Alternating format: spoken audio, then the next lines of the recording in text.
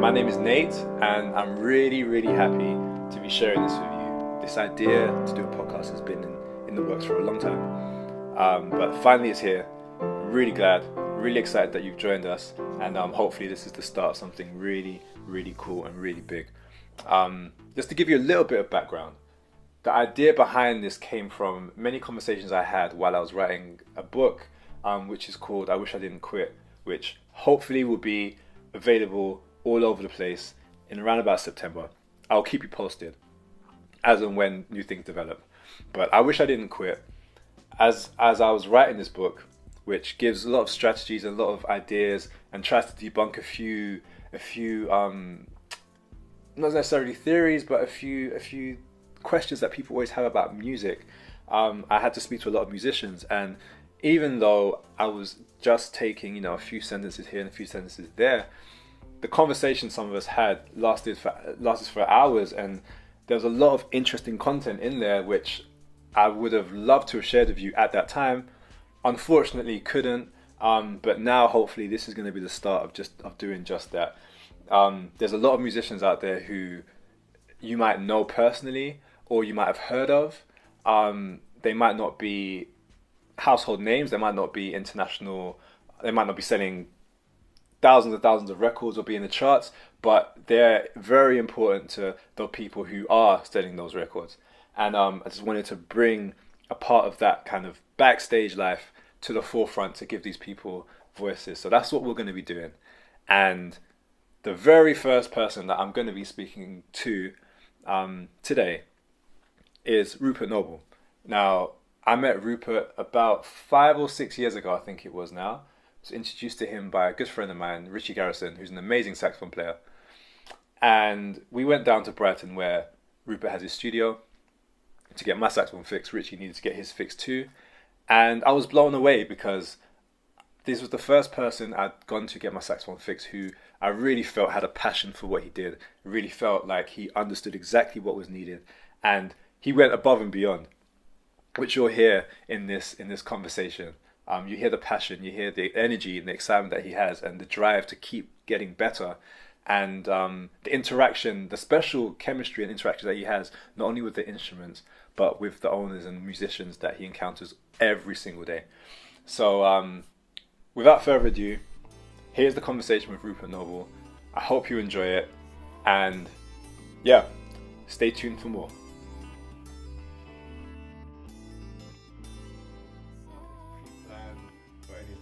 Right. Just to get in your mind. All right. The mind of a saxophone repair. All right. Yeah. It's a dark place. So just tell us a bit about yourself. Just introduce yourself. My name is Rupert Noble. I've been fixing saxophones since about 1982, and I've fixed thousands of them. Thousands. Do you remember the first one? Yeah, I tried to fix it in my garden. It's a disaster. It's a total disaster. And when I first started repairing, it took me 3 weeks to fix a clarinet, and it takes me 2 hours, to restore a clarinet now. But 3 weeks down to 2 hours, sort of condensed, my skills. That's what 30. How many years is that now? 32 years. 30 as well. But I figured out that I probably worked on up to 18,000 instruments. 18,000 instruments in my career. Yes, 18,000 instruments. How did you even work that out, actually? Because you work out how many you work on a week. Yeah. Down to how many per month, how many per year, then how many over 32 years. Okay, so question, what's been the hardest one, if you remember, the hardest one to work on? The hardest jobs? Yeah, the hardest one. Well, it's weird because the ones that are often the most damaged are not actually the worst jobs. I mean, the classic one I had was a player called Tony Hall, who plays for Chaz and Dave and Shakin' Stevens, and he had his prized Mark VI. He bought, I think he said he bought it new in 1962, and he had it run over about a year or two ago by the tour manager in a transit van, and it was so flat, it was tube to tube, you're touching, you know, it was completely crushed. And five or six repairers said they couldn't do it, and he heard about me, and I did it in a couple of months, just working on a little bit every day, and it was actually turned out pretty easy, you know, pretty straightforward job, and it blows better than all these other ones now, even though it was flat as a pancake, you know. So you don't know, and it was actually really, it's difficult because you're reading the metal and how it moves.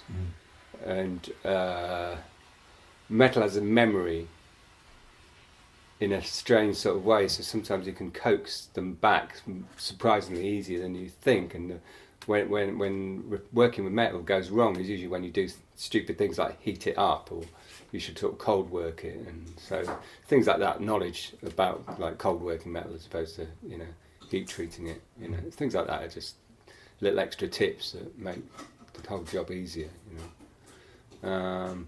I've done ones thrown out of windows, smashed up by angry girlfriends, plenty of those, stamped on, you know, everything, you know, it's done the whole lot, really. Fire damaged ones, you know, yeah. Never stops. I can't even imagine. I feel awful. Imagine my saxophone just lying on the floor, just flat as a pancake like that. Yeah, it's pretty painful. I mean, when people sort of, you know, ring me up and say, you know, I've totaled my saxophone, usually I laugh.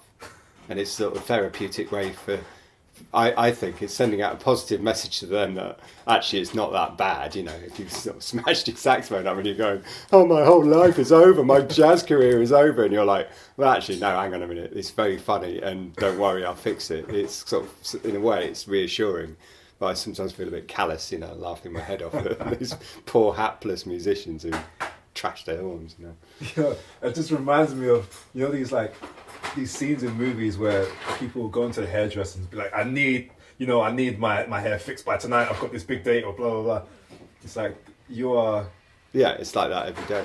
Yeah. Yeah. You know, you never know what's coming through the door, but you know, it's like all like classic things. Like a few weeks back, you know, a musician rang me and went, oh, you know, I really need it fixing now, and I'm like, I can't fit it in, and he was like, yeah, I do, and I'm like joking, and he said, you know, what, you're playing at the Albert Hall, and he went, oh, I am actually. How did you know? You know, it's things like that. You know, it's like it's never-ending pressure of getting stuff done. You know, but it's I like working under pressure anyway. You know. But it's a nice trade, you know. I think I've been lucky, you know. I've never been the world's biggest saxophone fan, to say the least. You know, I was brought up with punk rock, so to me, saxophones, you know, there's a few instances of saxophone being used as a weapon of war in punk rock, you know, and I do like it when it's used like a nasty machine gun, you know. But you know, generally, you know, I'm having not been a massive fan of the saxophone. It's surprising to me that I've ended up being one of the main British experts on the bloody fixing him. Yeah. But yeah. Because you are an expert. It's crazy how many people I've spoken to and just met, and your name has come up. So in conversation somehow, like talking to different sax players, like this is a few months back now, Nabaya. Oh yeah, Nabaya, she's a great player, really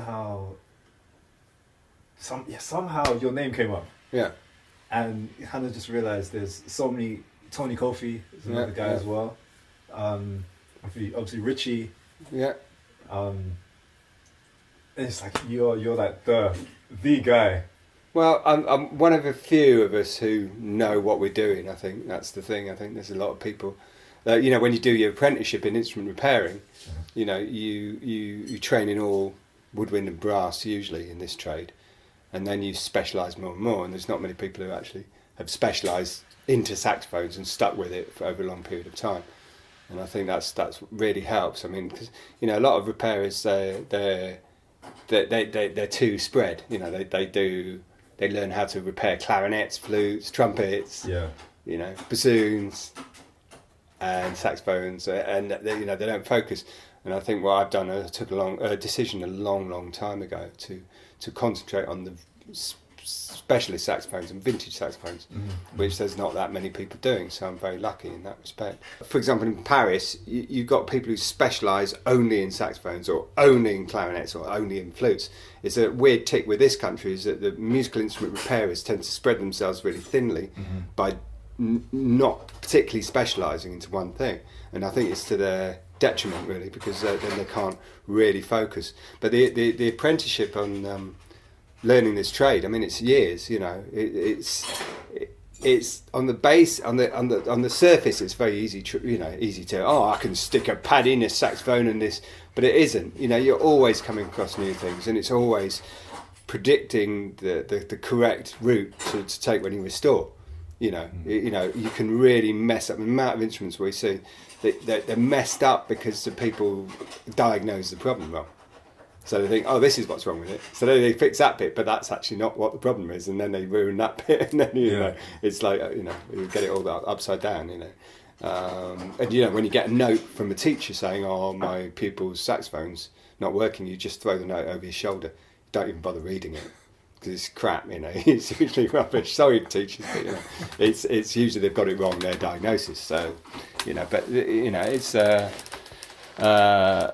know, I've sort of spent years listening as well. So you know, I've sort of become sort of an assistant to a lot of players to improve on sound and how they look at sound, and I'm constantly being asked, why does this one sound better than that one? And you know, when people come and buy specialist horns, it's always I'm finding reasons to help them choose exactly what they like, you know, and you know, which really helps. You know, I usually get it quite right, you know, because it's sort of very personality based, and also when you're hearing the player's voice correctly through the horn, you know, so some players they'll choose a horn that immediately makes them sound loud and bright, when actually they want something that actually is not dominating their voice.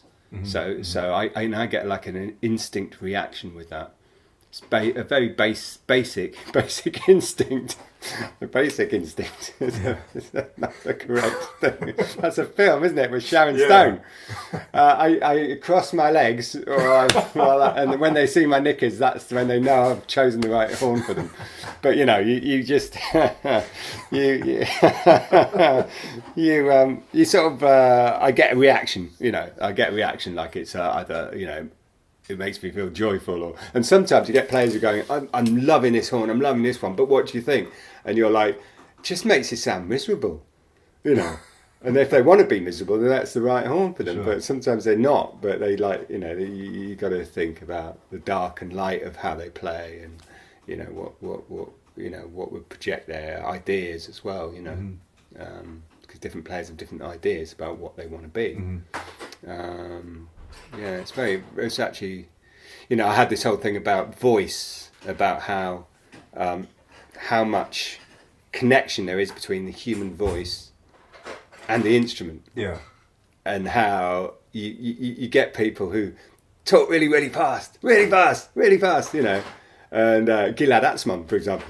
And how does he play? You know, a lot of the time, come here, and his playing is very much like his voice. And there's a funny guy who comes here, he's a lovely player. You know, he's not like jazz musician, but he always does this terrible flourish. Yeah, da, da, da, da, da, on all the notes, and everyone says, I like his sound, but he does this all the time.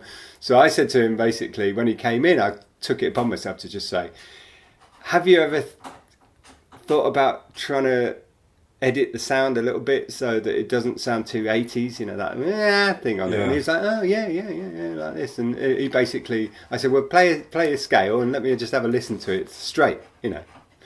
And he's da, da, da, da, da, da, da, like that, and I'm like, no, and he went on for nearly 20 minutes. He couldn't do it, and then when he was speaking to me, he was going, Rupert, you know, it's like this, and I don't know why I can't do that. And then I realised actually it's in his voice. It's in his voice, you know. And there's a lovely little old chap who comes here who's, he speaks very quietly, and you can't really understand too much about what he's saying. And when he plays saxophone, you can't understand particularly. It's like and his voice is like, hello, Rupert. So, you know, there's a lot of connection there. But I don't mind that people do that. Yeah. You know, but it's everyone to their own. But it's very interesting being on the receiving end of people asking me advice about improving their playing, and you get the different parameters of voice, tonality, instrument, you know, setup. Yeah, so it's great fun. Psychology behind it, you know.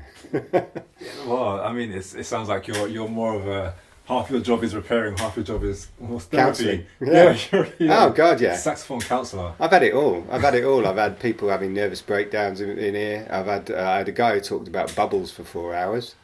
You know. Is that a euphemism? No, he got sectioned about 2 days later.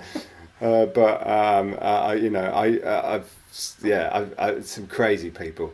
You know, some really great. I mean, I like them all. I have an amazing selection of customers, but it's like, you know, you do get the full range of incredibly slick musicians and incredibly terrifying musicians. You know, I had a great masterclass I put on in here when I first moved to this particular premises, and it was with Bobby Wellins, God rest his soul, and Tony Kofi, and it was amazing the difference between the way they talked about music.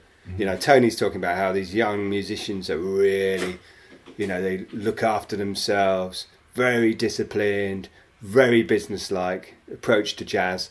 And then there's Bobby, who was talking about, you know, playing in strip clubs, taking heroin.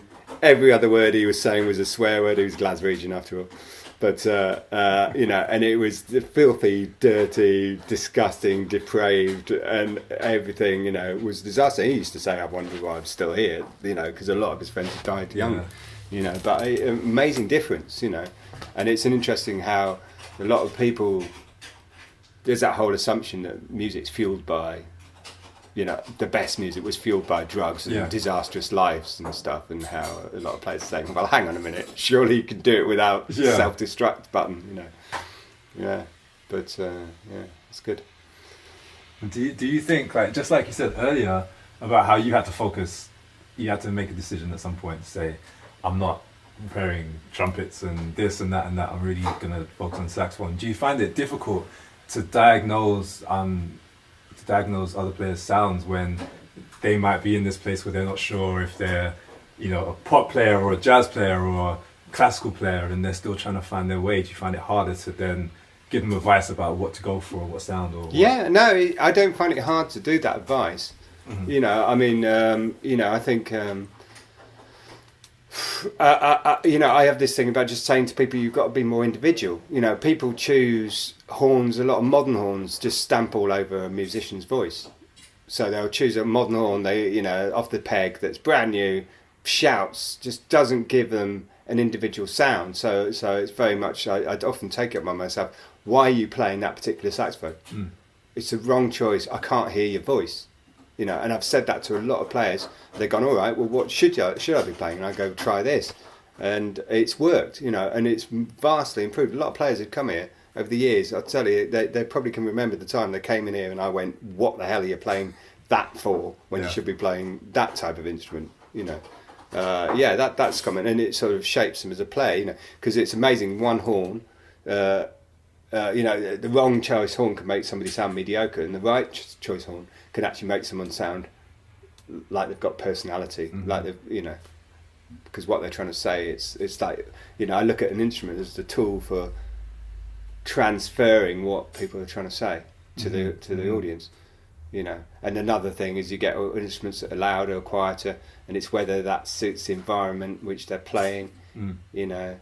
You know, I mean, people like Shabaka, for example, he chose a beautiful saxophone a couple of years ago, but it was just like, we were like, nah, it's too quiet.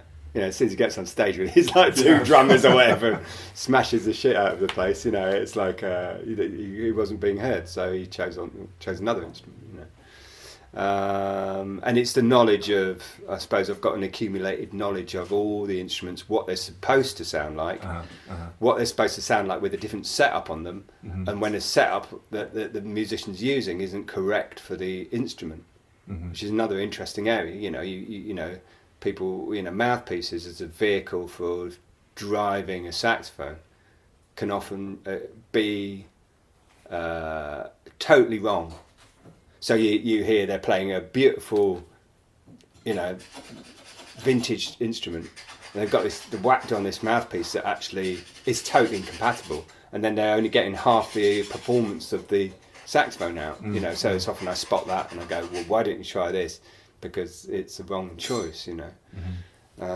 Yeah, it's an interesting one. I mean, the other classic with this job is that people always ask, you know, you get a lot of novices and people who are sort of young players, you know, or beginning out, you know, oh, you know, what setup has so and so got, you know, you know, what mouthpiece did the famous player use, what saxophone did the famous player use, what reeds did they use, reed strengths, and it's often at gigs, you know, they go up to the players and they go, what mouthpiece have you got, and you know, and you go, well, you know, oh, okay, well, I could sell you the same saxophone and I could sell you the same mouthpiece. I'll also sell you their mouth and their personal history and their heroin abuse, if you really want to do that, and you know their misspent childhood, you know, and you know the years and years and years and years of practicing and shedding and shedding and shedding and shedding. I'll sell you all that as a package, you know. How about that? You know, see if you come out like the same player. You know, it's hilarious. It's true. I've seen so many forums online, and it's just listed, you know, Coltrane played this, yeah. And, so I've got to get that. I'm going to get me that Coltrane setup. Yeah, it's rubbish. I mean, it just doesn't work. I mean, it doesn't work. Everyone knows it doesn't work. I think just people like to sort of reassure themselves that maybe they will be the one who, maybe if they get the Coltrane setup, they will be Coltrane. It's rubbish. You know, it's absolute rubbish. You know, and I've had players who've come to me over the years who have got possibly the worst instrument that you've ever seen. And then they play it and your jaw drops and you're like, how is this sound coming out of this person with that setup? You know, it's not uncommon that happens, you know. It's amazing when it does, you know. But yeah, it's just, I mean, it's a lovely trade, you know, for all that side of it, you know. It keeps you going, you know, in terms of, because repetition, obviously, the mechanics is there's a lot of repetition involved. Yeah. But you know, everything that goes with it, you know, it makes it special. You know, it's a job. Yeah. Is this something that you ever, when you were younger, thought about doing? I mean, no. Because I mean, the dream for, I guess, as you're growing up as a young kid, you see someone playing, and it's like, yeah, I want to be that person. I want to be playing on stage. I want to be traveling the world. But I don't think personally I've ever met someone, you know, like a 10-year-old who's like, when I grow up, I want to be a saxophone repair guy. You know? No.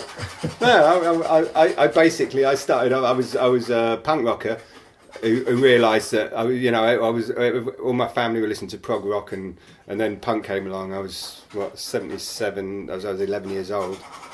You know, and I heard punk rock, and I'm like, this is amazing. How do you make a guitar work? And how does, you know, tune a guitar? I didn't know how to tune. I was in bands for the first 3 years without knowing how to tune a guitar, and I tuned the strings the wrong way round. And then when the guitarist left, I was playing bass, but I tuned the top 4 strings of the guitar to the bass.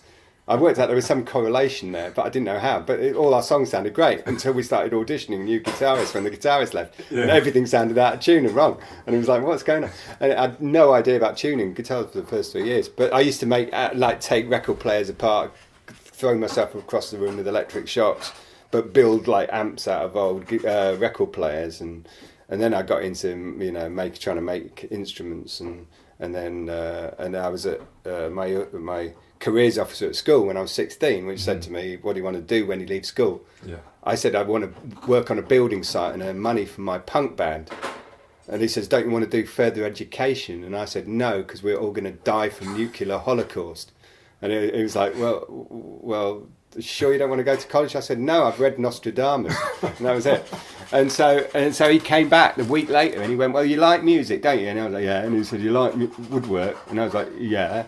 because I was a very good woodworker, and he was like, how about musical instrument making and repairing? And this course had opened at Leeds College of Music, and it was their first year, and it was studying all instruments. So I did violin restoring, I did classical guitar making, I did brass repairing and woodwinds.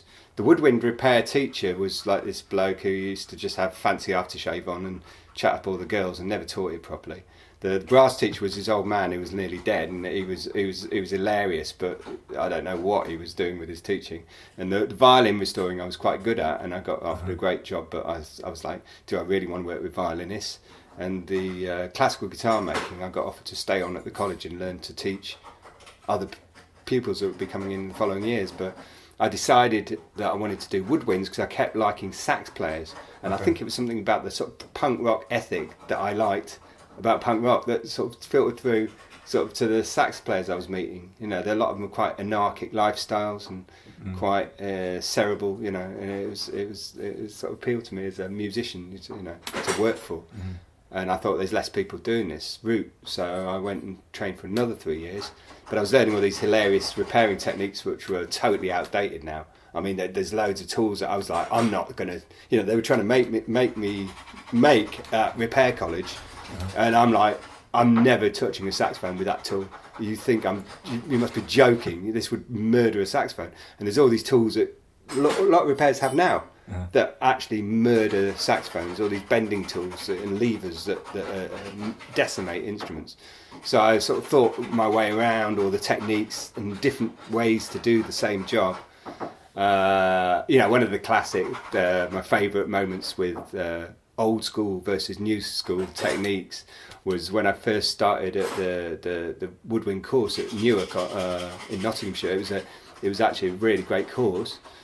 But the first week, the teacher said, right, okay, everybody, we're going to do the smoke test. And we were all like, oh, what's the smoke test? He handed out, everyone had a clarinet. And then these 12 kids, fresh out of school, a lot of them, had to block up the end of the clarinet and block all the holes with blue tack. And then he handed round Benson and Hedges to all the kids. So there's 12 kids with cigarettes, like most of them hadn't smoked before. They're like, what the hell? And he said, right, now everybody, you've got to blow smoke down the clarinet, and where the smoke comes out, that's where there's the problem. And so all these kids coughing away and blowing smoke, and I was just like to the teacher, I'm like, you can't do it like this, you know. It just doesn't work. So I dispensed of the smoke technique quite early on, and but there was just, you know, it was endless. You know, it's like once you take metal away from an instrument, you know, you're taking metal away. So there's all these techniques for, you know, that repairers use, like filing the holes and drilling out and pillars, and you know, I've just dispensed with all that. And so I started teaching the class. By the end of that 3 years, there was a lot of kids in the class because I'd done 2 years previously. There's a lot of kids coming to me asking for advice over the teachers, which really rubbed them up the wrong way. And I ended up getting, they faked my marks at the end of it, that course, and failed me. No, they didn't fail me, they gave me pass, where all the class thought I was going to get a distinction. And I got just a basic pass. That's crazy. And I went back to the college 6 months later, and I'm like, what the hell do you think you're doing? And they deliberately cross-referenced my marks with this girl in the class who was a fail. Basically, she was almost a fail. They cross-referenced my marks. And it was shameful. So I ended up setting up a business in Nottingham, and loads of the pupils from the course were travelling the 20 miles to me and doing apprenticeship under me. And, you know, because I'd learnt all these techniques, so then I sort of re-evaluated how you approach, you know, because I think learning in the workplace is faster than in the, you know, in a college, you know. So I took all the techniques from maybe 10, 15 different repairers that I'd come across over the years, and I distilled them into the most important bits of information, and then I changed my approach to the whole repair ethos, you know. And so kids were coming over from the college to learn from me instead, you know, and it really helped, you know. So that was what sort of, you know. So I've passed on a lot of skills to a lot of people over the years, you know, for free mainly, you know. But it's been nice, you know, nice journey. Yeah. It's so clear that you love it, though. Yeah. I mean, it's just from how you're talking about it, from the people that you've met and everything. It's from the moment you're saying that it's not you're not driven by the money. It's when you're meeting these these great musicians and you interact. The interaction that you're having with people is really. It sounds like that's what's driving you to keep going. Yeah. I know, and it's nice. I mean, it is. I still get nervous and anxious about my work, and that's you have to have that edge if you're working in any trade, and you lose your fear factor. Yeah. Anxiety. I mean, I do get deep anxiety that jobs are right. And I mean, one of my scariest moments was restoring Jason Yard's alto sax, and then taking it up to this gig in London for him to play half an hour after I got off the train, basically, in front of all the top jazz musicians of London who had come to see Jason play because he's such a wonderful player. And me sitting in the audience going, I hope it works. And then Byron Wallen, who was sitting next to me, leaned over and went, relax, Rupert. All the horn players in the room relax when you're here. And I was like, oh, okay, right. But, I still get very anxious about, that jobs are right for players. And I always make sure, look, if it's not right, come back. And, it's the way I sort of, have the relationship with a customer, because the thing is, in these days where people have an immediate opinion, they pick up an instrument. These customers from whatever trade they go to, whatever instrument they play, they'll immediately shoot down the person restoring it if one thing goes wrong, and they'll go online and go, this guy's crap, and then their careers turns to crap because they've had this sort of instant assassination online. So I don't work like that. I don't bother with social media. I don't go online. I'm not interested in what people write about me, but I'm interested in making sure I develop a relationship with the customer that they can turn around to me and say, this isn't right. Could you change that? And you instantly can go, yeah, no, that's absolutely no problem, no charge, no problem at all. And so I've never really have any tension with any of my customers. They know that they can just call me and go, oh, I'm not happy with this bit. Can you do this again? And it's fine. Because everyone is different how they have their setup. So you get to know the customer and what their setup is, and you get to know how much of this bit of the horn they hammer. Some players play in certain ways and techniques. And it's like being a forensic scientist. You can tell that how they lean, how they push, how they press, how they hold the instrument. You can see that throughout the instrument. So so you get a very personal relationship up with the horn as well as the player. And I know players' instruments over the last 30 years. I know a lot of musicians who had the same instrument for a long time, and you get a personal relationship with the instrument and the player, and the faults of the instrument, so you can go, oh, it's that one again. I know exactly what's going wrong with that, at that point, so you can put it right, so quicker. Sorry, hang on a sec.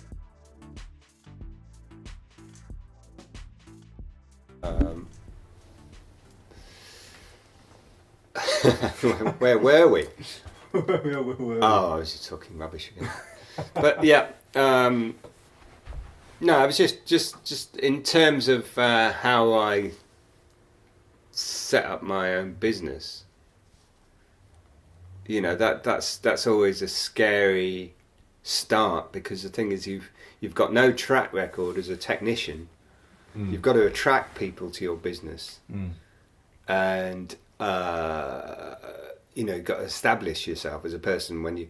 If you've learnt only at colleges or university, it's untested in the real world, really. So you've got to test yourself, and you've got to keep evolving. The thing is that I never stop.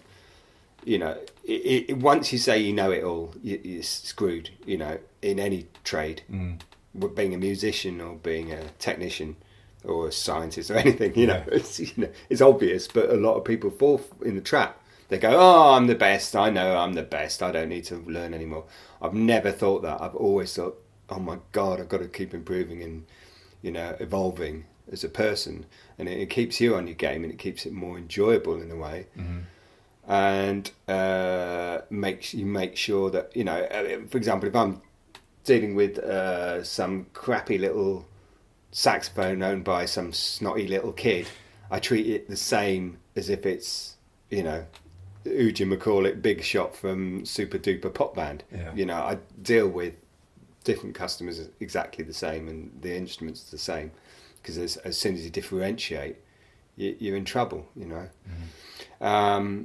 But I set on my trade with no real knowledge, you know, and I for the first year I was bumping along just repairing instruments, and it wasn't making me much money, and I'm like, what am I doing here? You know, I was in this little old lace building in Nottingham, and it wasn't, you know, it was ticking over, but I wasn't making hardly any money to live on. And then suddenly this guy turned up after about a year I was trading. There was a bloke turned up and went with a transit van and said, all right, like this. And he said, do you want to buy some saxophones? And I was like, well, who are you? And he says, oh, I'm from this company called MIR. We import saxophones. Tell you what, I'll give you 30 saxophones. When you've done them up and when you've sold them, pay us and get another 30. And I thought it was like a joke, you know. Yeah. And it turned out this company were, you know, it was a you know, a legitimate company. Basically, that's what they did. They imported broken instruments by the container load from America every few months, and then they would sell them to repairers to restore. So it was amazing, and so I was like, wow, I never thought of selling second-hand instruments. And they had, you know, so I just started doing all these instruments up. They sold them all within a few months, got another 30, and it went on, and I ended up getting hundreds and hundreds of instruments from this company, this one company, and over the years, and it absolutely changed how I learned, because I had to learn a whole lot more, and also it made me realise that if you're a musical instrument restorer, you have to sell to keep your business really to evolve. You know, you can be comfortable with just repairing, but to evolve the job, you know, you have to sell as well. So it's like if anyone sets up a business, they have to look at the different parameters of what can improve and evolve the business, not flatline it, you know. So, and that's what got me into selling vintage saxophones. So, and they, you know, every 3 months they'd phone me up and I'd run over, and they'd have these container loads of instruments that arrive. There was a big warehouse they'd throw open, and it was like a supermarket trolley dash where you had other repairers from other parts of the country, and you had to learn what the different cases were, what makes were in those cases, so that you could run around this warehouse of all the instruments lying around on the floor and go, I want that, before the other guys got them, you know. And it was amazing, and it was really good fun, but, you know, it was bonkers. And sometimes you throw open the case and it wasn't what you thought it was going to be, and, you know, stuff like that, you know. But I used to get literally, you know, 30, 40 instruments at a time, and that was before eBay. And then I used to sell them, and so consequently people would ring me up from all over the country going, oh, you're the guy with second-hand instruments restored, you know, can I buy some of you? You know, you're like, yeah, sure. And, you know, and I learnt about, and pretty early on I learnt that the vintage instruments were superior to what was being churned out, you know, the modern instruments. And you know, you know, it's sort of, I stuck by that when a lot of other people in my trade were like, oh, no, we just sell, you know, all the modern makes and sod all these old beautiful 1930s instruments. Yeah, I know they're made better, but they're unreliable and out of tune and all this stuff, which is rubbish, you know. They're unreliable and out of tune if they haven't been restored right. So, you know, and I've stuck by that ever since, and, you know, it's sort of gone full circle again. It was like people got into more modern instruments, and there's every so often a modern make that comes out, and it's like Emperor's New Clothes. Yeah, everyone's going to be playing this particular brand, but after a few months they go, actually, they're crap. Let's go back to the specialist vintage stuff, you know. And so I'm in a niche that sort of, you know, it's pretty unassailable at the moment. In terms of, you know, one of your questions was what makes a vintage instrument. It's the question I get asked every bloody day. Sure. You know, why vintage over modern? You just have to use your ears. You know, you listen. You know, initially is the depth and the resonance and the frequencies or the harmonics. You know, they've got a far more complicated harmonic structure. The tube doesn't vibrate. I mean, a lot of modern instruments, the tube vibrates as well. And you hear this metallic buzz that I can hear throughout the instrument. And a lot of modern players well, a lot of players who play modern instruments don't pick up on it unless I point it out to them. And then you hear it's actually completely not there with a vintage instrument. So you know, and it's buries. It's almost like that. Those frequencies bury a lot of what a player's trying to say through the instrument. And the old ones just don't do that. You know, the quality, the build quality, the quality of metal, you know, gets rid of that as a you know. The ergonomic side of things, obviously, modern instruments are far more ergonomically accurate. But you know, the ideal situation which one or two people have approached is to do the modern ergonomics on a vintage instrument. You know, which is a very expensive process to do. But in theory, that's what I'd like to do with all the old instruments: is improve the ergonomics. You know, there's things you can do to them to make them better. Because a lot of the 30s and 40s, you know, instruments, the classic instruments, they were designed to sit down and play to the one side. So everything feels weird when you pick them up, you know, and you try and play them in front in a modern style. Everything feels like it's tilting off to one side, but there's things you can do, just very simple adjustments you can do to improve on that. And there's a couple of people in this country who are doing ergonomic adjustments to these instruments. You know, they charge a lot of money for, but they do some nice ideas. You know, there's a lot of nice ideas floating around to improve the ergonomics of the older instruments. But the beauty of the sound and what they give you back, is amazing. You know, you know. I mean, again, it's rooted in what kind of music you're doing. You know, if you're playing sickly 80s pop-tastic music, then, you know, a lot of modern instruments do the job fine, you know. But, you know, if you're looking for something a bit more intense, you know, you know, the pre-1960s instruments is where you're at, really. Wow. They really come down to what you're trying to get your voice. If you're trying to put your voice across, then the vintage instruments are generally kind of what. Yeah, I think so. I mean, you know, I hear players who come here who are very strong players, and you think in your head, you think it doesn't really matter what instrument they're playing on. They'll sound like that on any instrument, you know, which is fine. But, you know, for flexibility and, you know, being able to switch an instrument from dark to light to loud to quiet without any deviation in this instrument, you know, you need to get you know, a good quality old instrument. I mean, a lot of modern instruments, there's a complete, it's like a switch. As soon as you play quiet, it's like a different instrument. And you play loud, it's a different instrument. You know, you play soft, it's a different instrument, you know. Whereas a lot of the older ones, they can handle that whole push, you know, without it sounding like something's gone wrong. And the projection as well. A lot of modern instruments don't project. They project. I had one the other week that was a piece of crap, £2,500 piece of crap that it projected upwards.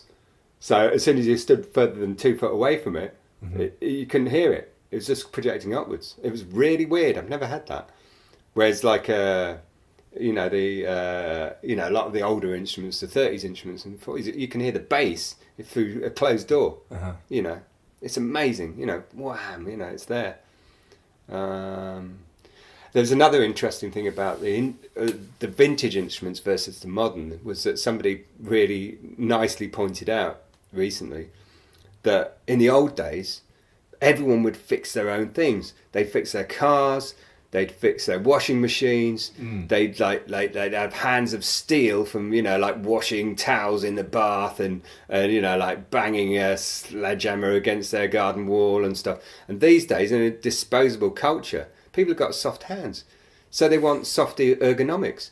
So that a lot of players, you get young players who are like, oh, I can't play that, when they pick up an old con or something. They're like, they physically daren't try. And a lot of other players just, come on, bring it here, give it to me, right, that's it, fine. What's wrong with this? It's fine, you know. And a lot of players have got very soft hands, you know. So it's and in the old days they didn't care, because they had tough hands. They could play a con saxophone or a, you know, Boucher saxophone, Martin saxophone. They could play it until midnight, you know, or through midnight, you know.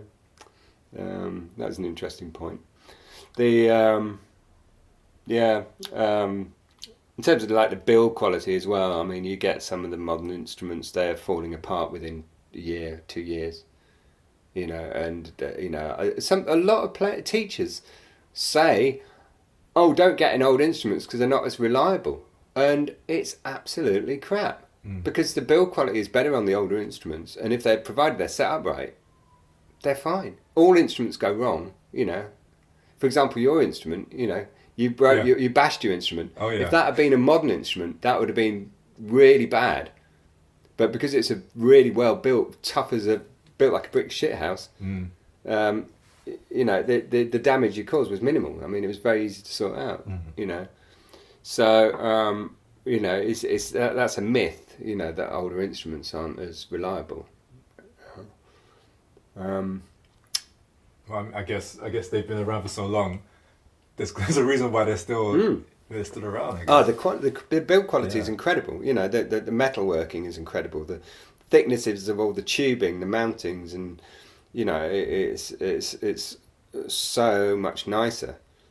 You know, and you know, with a lot of modern instruments, you try and de-dent them. You know, straighten them out, and they go in all over the place. Whereas an old instrument, you move the metal and it will go back to where you want it to because it's just nice quality metal and it's really well built, you know.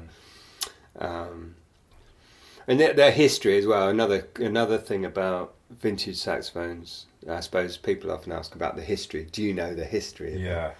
And it's a shame actually. I'd love to sort of develop some logbook system for them. But you get to know some of the instruments come from families, and I try and pass that information on, you know, and try and get pictures of the people playing them or recordings in the best case scenario of instruments that were played and all kept in families for years and years, and you try and pass it on to the next musician so they know the history of that instrument. But it's a shame a lot of them you just don't, you know, you don't know who played it before. You know, you never know. I mean, there could have been some great hands touching some. Yeah, exactly. You know, you really don't know. You know.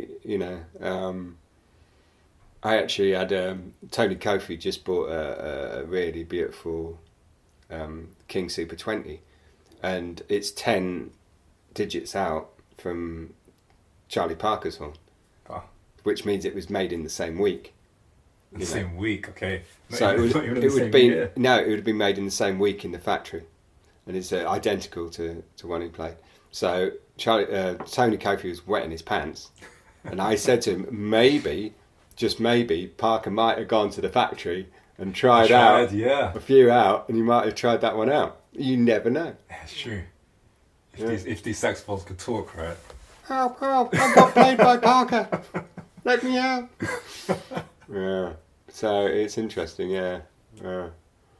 So in saying that, know that you've heard so many different players and so many different saxophones. Like whose sound have you heard?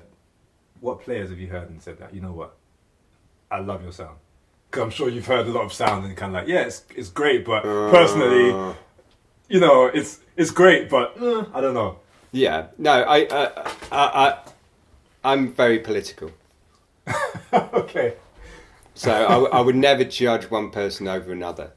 There's players who come here who I just adore their sound. You know, I really think that is a really, really beautiful sound. Yeah. And sometimes it's people who are approaching the instrument in a less conventional way or more unexpected way. Mm-hmm. People who are self-taught sometimes create a beautiful sound. Mm-hmm. Sometimes it's young players who are coming through who you can hear the potential, and you know if they work. There's a whole group of young players who've been coming here recently. They have got the most incredible sound, and there seems to be a sort of movement for young players to be not going down that crazy, talking to Charlie Parker, you know, the whole sort of shedding and doing as fast as they can route, which a lot of players did over the last few years, you know, in jazz, I'm talking in the jazz world. There's to a much more thoughtful, pensive, more gentle way of approaching the instrument. Mm-hmm. And concentrating much harder on tone than technique, and it's you know, there's a few players I could mention that have got that, they're going that way, and it's absolutely beautiful to hear that whole new movement. I mean, I'm a really big fan of like the there's sort of there's various sort of African musicians who do that voice. There's a voice that is it's like a texture, really deep texture, and as opposed to a sound. Do you know what I mean? Yeah, yeah. It's more of a duvet than a fitted sheet. Yeah. And it's just lovely to hear a lot of young players doing that sort of sound. I remember hearing, I had no idea what the player was, a band at WOMAD years and years ago called Furo, and their alto player, he was an old git, and he was just the most tremendous sound. I mean, he make you cry, just a few notes. Yeah. And I judge people on a few notes. I don't judge people. I don't really judge players at all, really, because everyone's doing their own thing. I'm just like fitting them out, really. Mm-hmm. But on a personal, emotional level, the players, you can play one note and it can make you cry. That's where it's the at. aim, right? I mean, yeah, but it's very hard to do that. It's very hard to invest that emotion. I wonder how much of that comes from technique and how much of that is just the personal, personal experience. Because just go back to what you said earlier about this movement of young musicians, with a different approach, like not so much on technique. Like I see that a lot now. To be fair, seeing a lot of young musicians who are not really worrying about trying to sound like this or this or this or this, even if they've come from like big conservatoires or whatever. But maybe there's more of a connection to their own histories, to their own cultures. Yeah, maybe. I don't know where that's come from. Maybe that's just come from. Well, it's probably the access. It's probably a lot of access to YouTube and not to or to the the internet of being able to access the sounds of their history. Yeah. Much easier. Yeah. Than they could have done maybe 20 years ago. 20 years ago, you go to jazz college and you have to just do the whole Parker route. Yeah. But not that there's anything wrong with that. It's just on a on my personal level. Another interesting thing that happened to me once actually was I was in a music shop and they were asking me about some saxophones years ago, and there was a saxophone on the counter they were asking me about, and this drunk came in and he was off his head. He really was off his head, bashing into things. Came in, grabbed the saxophone off me, snatched it, tried to play it with the mouthpiece upside down. And I said to this dude, I went, I'm sorry, sir, but you play saxophone with the mouthpiece the other way round. Yeah. He went, what do you fucking know? What do you know? What do you know? He said to me, really horribly, really horrible. And he turned the mouthpiece round and he played about one note and then virtually passed out. And then they had to scoop him up and bundle him out the shop. And from that, but that one note made me go, he's a professional saxophone player. No way. Top player from that one note. And they were like, I'm really sorry. They were sort of apologising to me. I'm like, no, I want to know who that guy is. And they mentioned him. And I was like, oh my God, that guy is famous. Are you kidding me? And he was a famous player, who was a British player. I won't mention names because he was drunk and it was, it was shambolic and, he's passed away now. But he basically, I had a few weeks later, I had a pro musician over from Berlin. He was like, oh, have you heard of this player? And I was like, oh yes, I have. Then he went, what's he doing now? And he's an alcoholic. And this player from Berlin went, no, all my friends worship him. He's like the benchmark for. And he was basically he was one of the first British musicians to fuse jazz and rock. Okay. And produced some seminal albums in the late 60s and 70s. And he was a leading light. And he basically cleaned up and went on tour again about 2 years ago, and then died, and there was an obituary in the Guardian about him. But he basically, for me it was that thing of knowing one note. One note is what you can measure somebody by, and I've heard it since, but that was an extreme version of if a musician can say everything in one note, it's enough. Say no more. I mean, that was one thing. That was one thing that I remember hearing years ago. Was just don't worry. I mean, yeah, sure, worry about technique and all these things, but the first thing anyone hears is your sound. It's not necessarily how fast you're playing, or or how high you can play, or what scales you're using. It's the sound. It's the feeling that you get from just hearing you, and that's really something to really focus on and concentrate on. Yeah. If you don't have that, you can play all the scales and all the the whatever. Yeah. But if the sound isn't there, people just switch off. Yeah.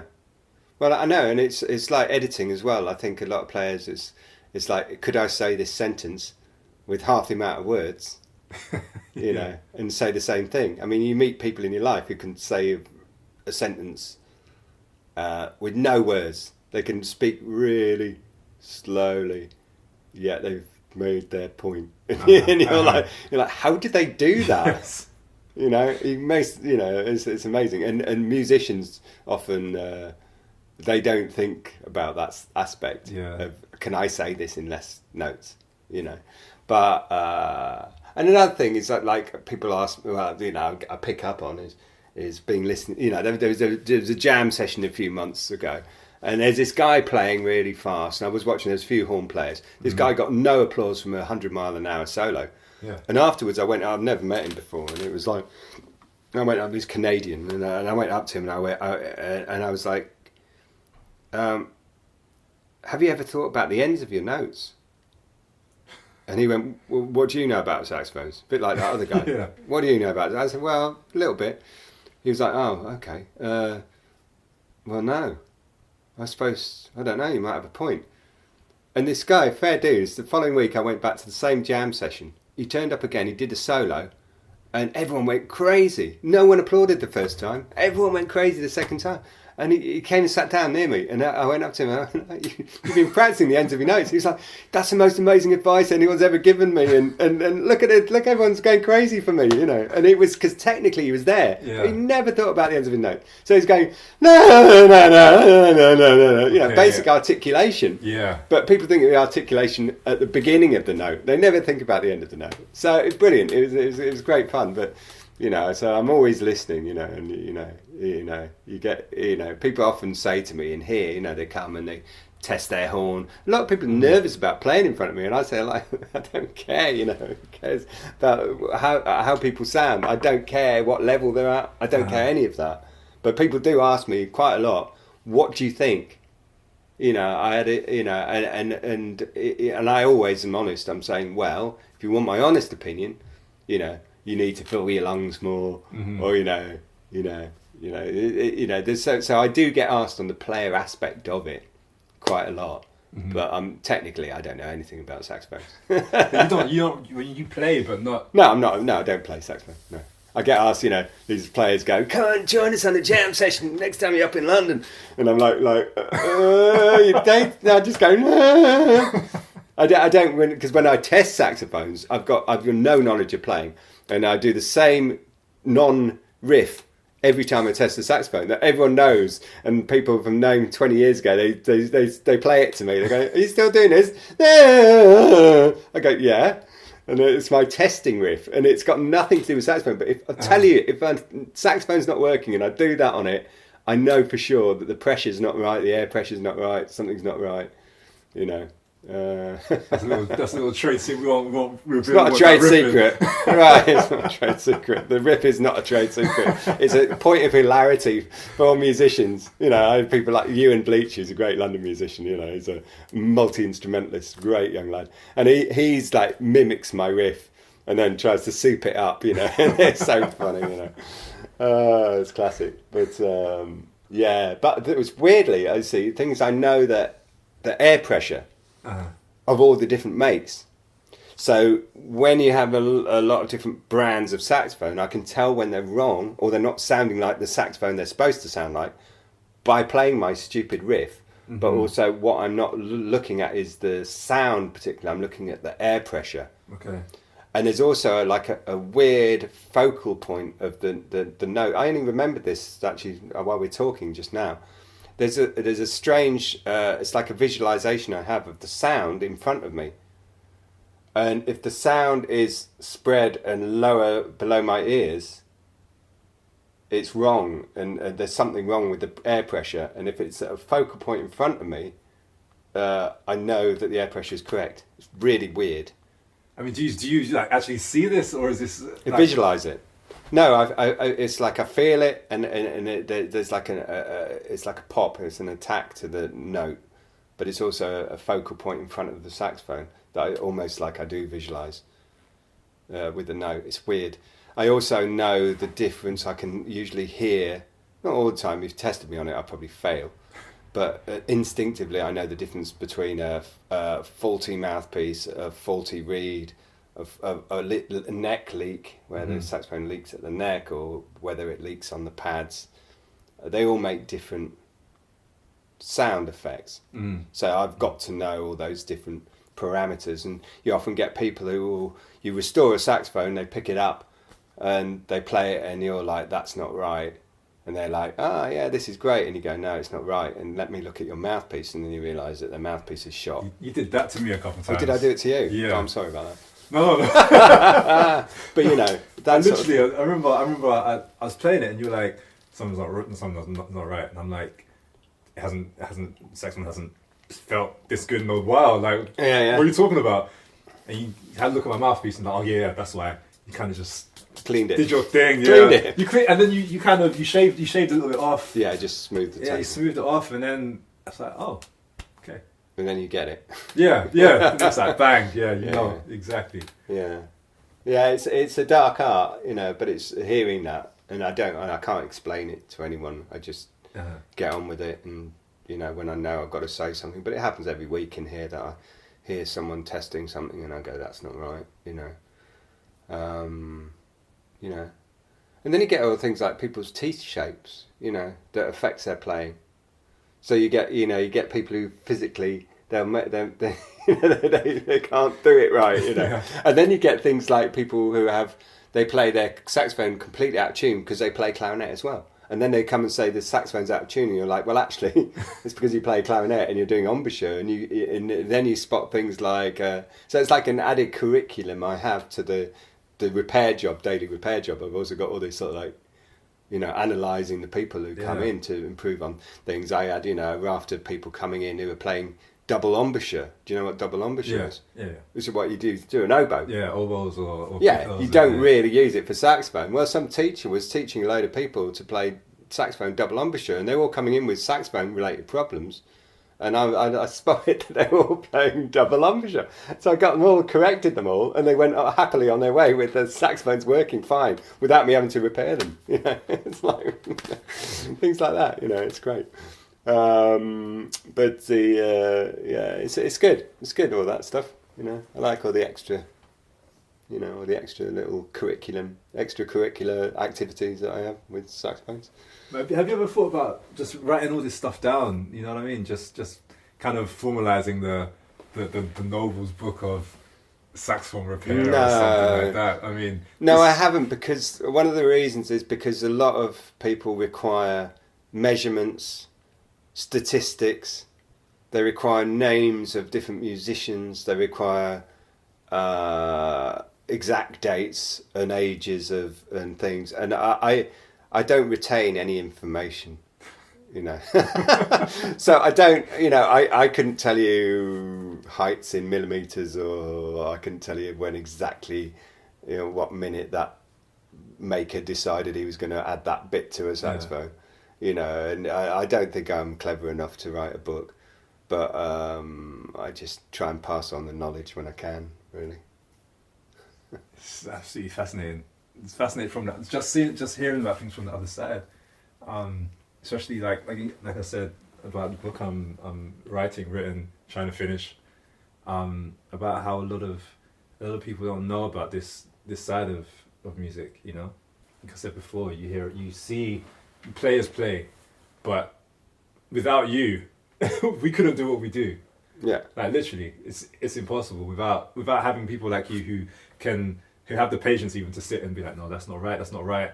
You know, I'm sure a lot of players would agree if they're listening to this, that, you know, without well, not even people like you, without you really, You know, we wouldn't be able to be so tuned into hearing certain things and to understanding instruments in the way we do. Yeah, I think the first time I realised I was really valued as a person in this trade was when I moved my business from Nottingham, away from Nottingham, and I had a big client base there, and I had grown men crying, and I was just like literally crying, going, where the hell are we going to go now? And I'm thinking, well, I know other repairers, but they were basically quite a few people got really emotional on my ass. Yeah. You know, and I'm like, what the hell? What is this all this? And it was really touching. It was really nice, but at the same time, it was like, oh wow, maybe I'm creating a service so I can have.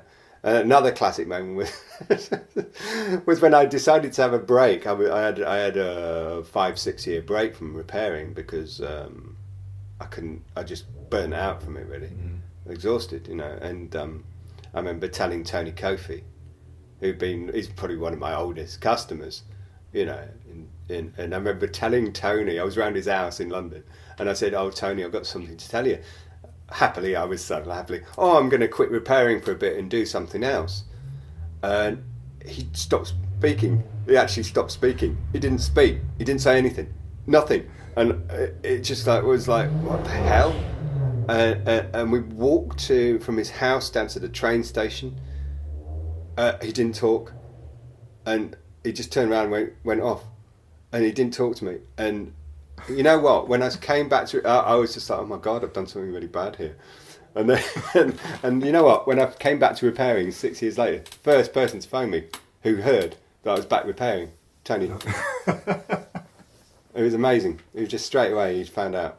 So it's you do get a very personal relationship going. I mean, people like, you know, him. I mean, he's endorsed lots of saxophones, and I'm looking the other way. He comes in, picks up a horn that is out of his case, plays it, and I immediately go, what the hell are you playing? What's that shit? What the fuck are you doing? And then, like, you know, and I know straight away if he's got a horn that's not a correct type of horn for his sound. Yeah. I hear it, it's like shreds me, you know, shreds my ears, you know. So yeah, I mean, but you develop, you know, this whole thing with players who rely on you. There's a guy he's a street busker, and he's amazing. He's self-taught. He's hilarious rock and roller, you know, and he travels all over Europe playing this sort of rock and roll, and you know, he's got a great sound and it's lovely, you know. But he travels the whole country length to come and see me, and he will not let anybody else touch his saxophone. And you know, you think about people like that. If you decide I'm going to quit for a bit, you know. But yeah, I get, you know, I've got a lot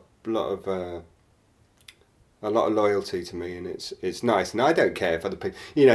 I think when I was younger, if players went to other repairers, I'd be like, it's like your wife sleeping with someone else, you know, like, what are you doing with them? Why have you gone to them? They're not very good, you know, in the old days. But nowadays, I don't give a damn if anyone goes to other repairs. I'm like, yeah, fine. And, you know, I think there's a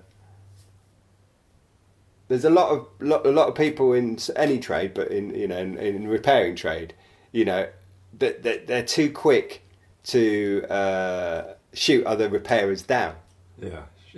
You know, you see work all the time by other repairers, and you go, okay, that's not so great, but you know, it's not a good trait to do that. And you know, when I was younger, I'd be like, what have you done? Who did this? It's shit, you know. And I don't do that anymore, you know, because it's pointless, it's counterproductive, you know. And you know, you make your friends in the trade, you know, and you know other players, repairers, and you understand their techniques if they do things differently or wrong, you know. You know what they do wrong, but you same as the players, you develop a relationship with the other repairers, so that you know, and you know, help each other out. We coexist, you know. It's a much nicer ecosystem, you know, if you coexist.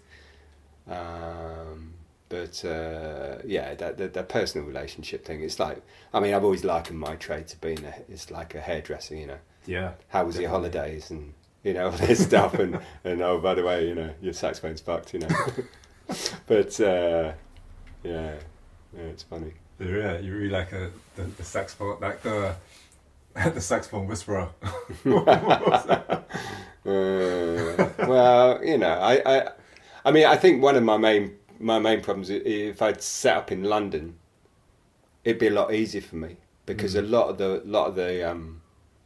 most of my clients are from London, and it would be a lot easier for a lot of players to get access to me if I was there. But I just can't face being in London; it's too much, you know. Especially as I get older, you know. Oh, I'm getting a bit old for the pacey life of London. But you know, people travel, and it's nice, you know, get an ice cream and get their jobs done. To be fair, it's cool coming down here because it's actually cheaper. That's the irony. It's cheaper getting on the train, coming getting the job done here, which I do at 1980s prices. You know, it's cheaper than going to London. You know, ice cream. You get your ice cream. You get your train fare, and you get your repair done all for less than you'd pay for the repair in London. Yeah, and the amount of times as well. I've been here and you've done it, you know, then and there. And I think before I came to you, there's a couple of places that I went to and they were like, yeah, 2 weeks. Come back in 3 weeks. What's 3 that all weeks. about? I've never understood that technique. That, you know, because the thing is that it's if you keep on top of your schedule, you'll be on it the whole time. Yeah. So you won't have to say to people, come back in 3 weeks. I've got a constant turnover of instruments, but I get things done for people on time, you know, and I've never understood what people put themselves into that position, you know, schedule wise. They don't have to be 3 weeks wait. It's rubbish, you know. What you do is you prioritise the players over the people who don't need to be playing tomorrow night, and then you get everything done. So yeah, it's that's just that's their own fault of their own booking system, you know. I've never in 30 years had to make people wait 3 weeks for an instrument unless they know that they can wait for 3 weeks. Yeah. But then you've always been easy to say, okay, well, I'll give you a replacement if you need this and this by this time, then, you know. Of course, yeah. A lot of places that never happen. No, of course. Yeah, and it's fine. Yeah. Anything we haven't covered? Oh, there's so much, but I think we'll leave it. There's so much even about the saxophone. We didn't even get into anything technical about saxophones. Yeah. About any of the, I don't know, the most interesting saxophones you've ever seen come through here. I know you had the Grafton in here. Oh, well, Graftons are stupid. They're hilarious. What's the story you told me about one of the Graftons years ago? Was it in sax.co.uk it happened or something? No, there was, it might have been the story about there was a trade rep from, I think it was Lewington's in London, who was up in Manchester. Is this the story? I think, go on. Who told me, a trade rep told me that the Grafton, when it first came out, was this fancy new plastic saxophone, you know, that were like the must-have object. And this rep went to, I think it was Johnny Roadhouse's in Manchester, which is still there. And he opened this brand new, pristine Grafton plastic acrylic saxophone to show the shopkeeper, you know, this instrument. And a player came in at that moment, saw the Grafton and went, oh, it's one of those, picked it out the case and threw it on the floor, and it shattered into 100 pieces. And they're like, in their horror, they're like, what the hell are you doing? And the man said, oh God, I'd heard they were unbreakable saxophones. And it was the opposite, the most shatterable saxophones in the world. And he'd heard they were unbreakable and destroyed it in front of him. But, you know, yeah, that was a good one. Yeah. But it's like another one of my favourite saxophone anecdotes was somebody who was at a festival in Scandinavia, and there was a rock band playing to 30,000 people, and the sax player decided he wanted to launch a rocket firework out of the end of his saxophone, and he went to the front of the stage, lit his rocket, and it stuck in the saxophone and blew all the keys off the saxophone. Beautiful. I love it. I wish I'd been there. Yeah, that's a good one. That's crazy. Yeah, different ways to trash your saxophone. You've seen it all. Yeah, You've seen it all. Especially, just want to say that this Mark 6 you've got up there. I still can't believe that. Yes, beautiful. Yeah. It was owned by somebody who never played from the 1960s till now. So it's pristine. Yeah. Looks like it's That's a new. year or two old. Yeah, you get. So occasionally over the years, I've had beautiful instruments that are absolutely unplayed from the 1930s, 1940s, and you don't know what their history is. But sometimes it's because they have a factory fault that nobody wants to play it because it's completely out of tune. That I've had a few of those, and I've found the faults and I've rectified them. So I've had some really beautiful instruments over the years. I think there's probably two instruments that stand out as the ones that I wished I'd never sold. And there was one of them was when I very first started. I didn't know. Bloke went, oh yeah, I want to give my wife a saxophone for her birthday, and I just want her to have it on a stand in the corner of the room. It doesn't have to play; it's just an ornament. And I managed to find him before I knew much about saxophones, and quite an early Adolph Sax, the inventor, one of his saxophones that was beautifully engraved, absolutely beautiful instrument. And I lovingly gave this to this bloke who was paid 80 quid for it. I can't remember, it was years ago. And he was like, oh, cheers, mate. I'm going to have I love you engraved on the front of it. And I was just like, no way. Ruining this piece of history that's probably was actually, in hindsight, was probably worth 50 times what he paid for it. It was an early Adolph Sax, so it was probably worth a lot of money. That was a crime. So I saw the error of my ways there and realised that never sell anything that's of real worth to people who won't appreciate it. But the other thing I had was this, again, before I had the internet, before I knew about the internet, before I had a beautiful old Selmer saxophone that had all these gemstones on it.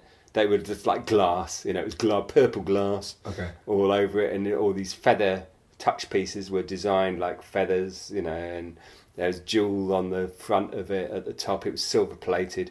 Looked really interesting. It didn't look beautiful, but it looked very interesting. Yeah.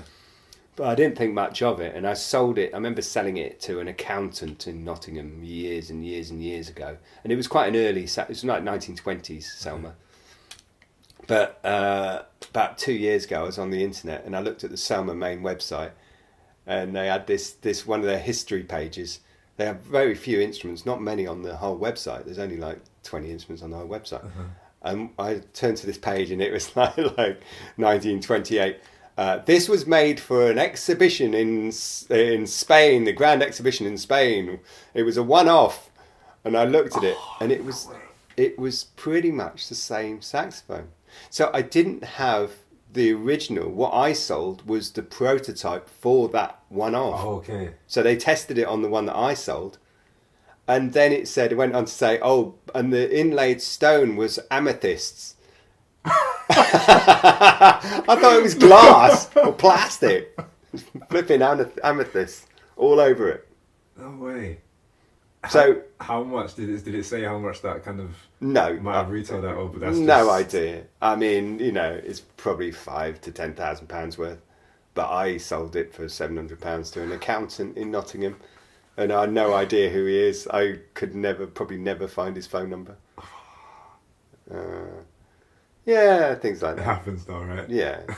Yeah. So you get some people bringing some saxophones in and they have no idea what it is. Well, I always make sure they do know what it is. I think that's like Antiques Roadshow kind of thing. I've been phoned by the Antiques Roadshow. Okay. Yeah, they said, one of the experts said, ring this guy, he knows about saxophones. And this bloke rang me, it was worth 50 quid something. But yeah, no, I educate people. If they bring me instruments, I don't say, this is worth nothing. Give you 50 quid to clear off and they're happy. Never ever done that. Because the thing is, I learnt in the early days, you've got to be honest with people, because I had somebody brought some beautiful instruments to me and I said, these are lovely. And he was like, the main shop in Nottingham at that time said they were worth something like 50 quid each. Yeah. And I'm like, no, they're worth £1,000 each. And he went, well, for your honesty, you can sell them for me. And, and that's it, There you go.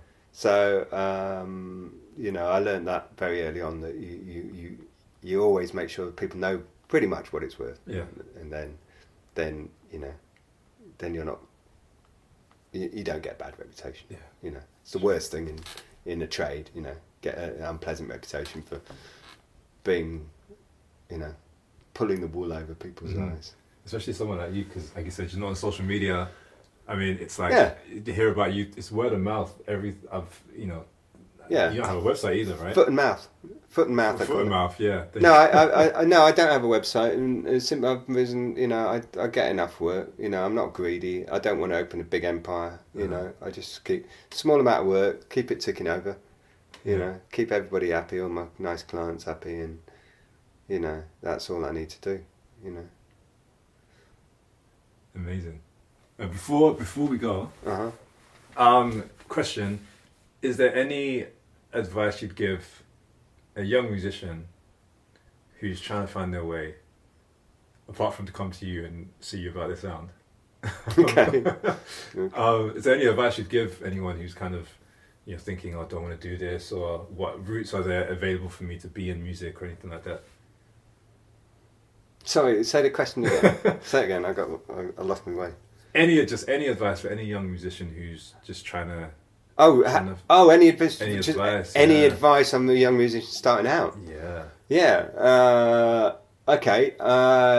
Sound. It's all about sound. I think it's about developing your own sound. It's about not having too many preconceived ideas about what you want to do. Mm-hmm.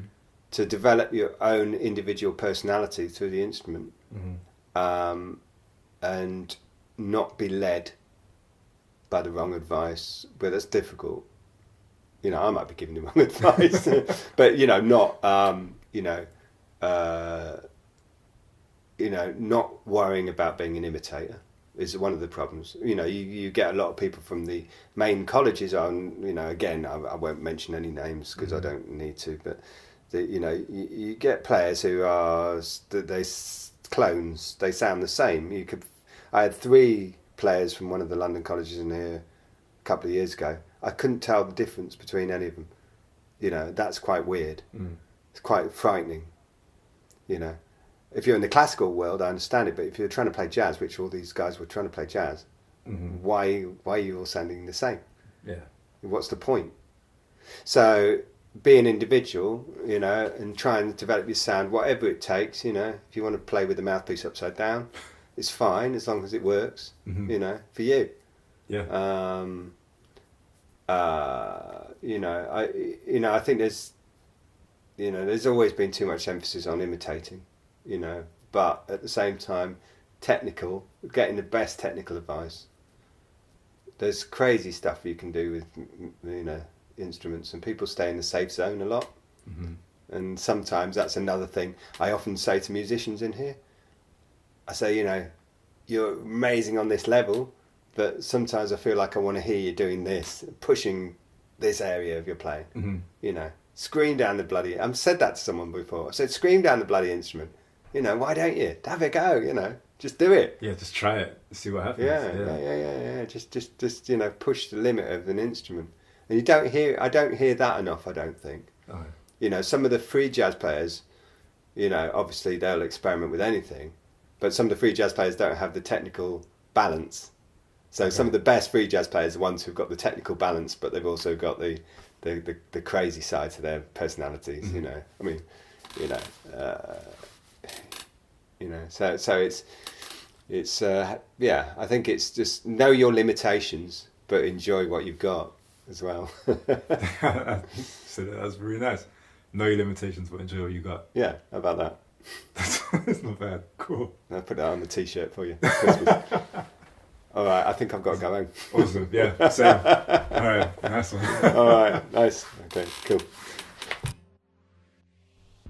Thank you so much for listening to this podcast. I really hope you enjoyed it, and I hope you've gone away and learned something as well. One thing you definitely should not learn is where I talked about a piccolo. I mentioned the piccolo being a double reed instrument. It's really not. So don't learn that. Anything else, everything else, I hope you've taken away something from. So please share this episode with anyone who you might feel will enjoy it, and anyone who might feel might learn from it too. If you have any questions, any comments, anything you liked, anything you didn't like, if you want to get hold of Rupert as well, send me an email at info, and you've got my email, info@nateholdermusic.com. That's info@Nate, N-A-T-E, Holder, H-O-L-D-E-R, music.com. Big shout out to the Masks for providing the music. I'm going to put a link to their stuff in the description so you can go and check them out too. I think that's it. So I'll be back as soon as possible with another guest for you. Until then, take care.